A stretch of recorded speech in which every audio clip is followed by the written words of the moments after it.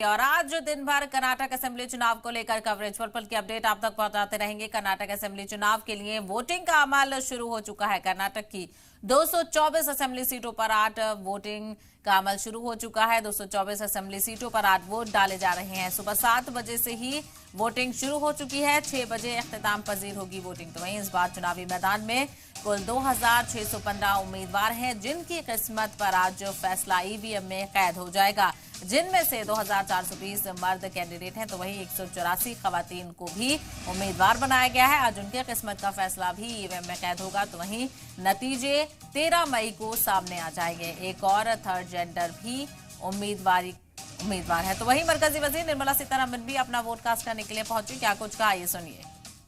Modi ji, opposition Congress, Rahul, Priyanka सब करने लगे हैं।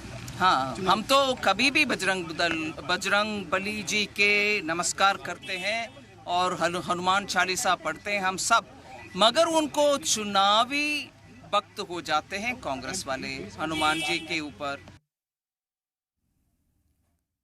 तो आपने देखा, मैं जनता के साथ हूँ। हाँ, खोज ना होना चाहिए और कम होना चाहिए, मगर विपक्ष को कोई हक नहीं मिलता, क्योंकि उनके कार्यकाल को वो देखें। निर्मला जी, बजरंग बली की पूजा अब अपोजिशन कांग्रेस, राहुल, प्रियंका सब करने लगे हैं। हाँ, हम तो कभी भी बजरंग बली जी के नमस्कार करते हैं और हनुमान चालीसा पढ़ते हैं हम सब, मगर उनको चुनावी वक्त हो जाते हैं कांग्रेस वाले हनुमान जी के ऊपर। ये कर्नाटका हनुमान जी का धरती है, उनके जन्म स्थल है इधर, इसलिए इधर आकर के उनके एक नेता इधर उधर की बात नहीं की, मैनिफेस्टो में लिख रही हो। बेवकूफी का उदाहरण इससे ज्यादा कोई कुछ नहीं। मोदी ने 16 जनसभाएं की हैं। मैम, एक सवाल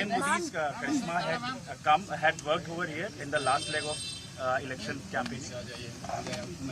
मोदी जी के करिश्मा, yes, it works even now, and it works all over the country because people directly connect with the Prime Minister.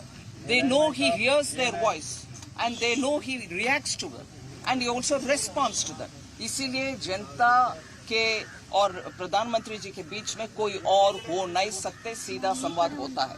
Ma'am, पिछली बार 104, इस बार कितना? पिछली बार 104, इस बार कितना? फुल मैं नंबर के बारे में अभी No, from the way I see it, yes, you're raising a very important point, but from the way I see it, Bengaluru is coming out in a big number. I hope that number will be improved upon. Thank you very much. तो आपने देखा, मरकजी वजीर निर्मला सीतारमण ने media के सवालों का जवाब दिया। सीधे तौर पर वो अपना वोट कास्ट करने के बाद कांग्रेस पर यानी अपोजिशन पार्टी पर हमलावर नजर आए। उन्होंने कहा कि बजरंग बली के नारे को लेकर बात उठाई। Traditionally always voted for development. What do you think this time around? They will vote for development even now. No doubt on that. Okay, thank you. Thank you so much, ma'am. Thank you, ma'am.